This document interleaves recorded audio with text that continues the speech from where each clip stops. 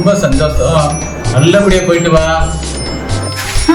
நீங்க கட்டினதுக்கு இது வேணும், இன்னும் வேணும்.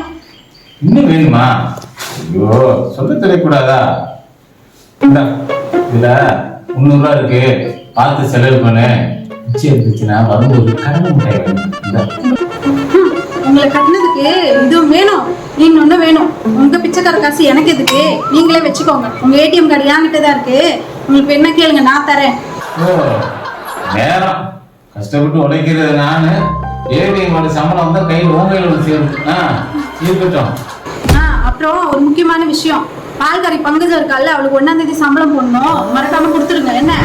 பால்காரி பங்குஜை தானே? ஆமா. கரெக்டா நேரத்தையும் கொடுத்தாச்சு. பால்காரி பங்குஜை பத்தி நீ கவலைப்படாத. நான் பாலை போட்டுருவான். அதை பத்தி கவலை இன்னையோட விட்டுரு. என்னது? பால்காரி பங்குஜத்துக்கு நேரத்தே காசு கொடுத்துட்டீங்களா? எப்படி கொடுத்தீங்க? எப்ப கொடுத்தீங்க?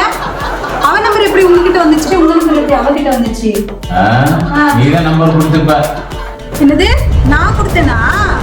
அவன் வரட்டும், அவகிட்ட நான் நேர்ல பேசிக்கிறேன். அவன் நேரில் வச்சுக்கிறியோ, பின்னாடி வச்சுக்கிறியோ, முன்னாடி வச்சுக்கிறியோ, அவளாச்சு நீயாச்சு. என்ன ஆள விடு.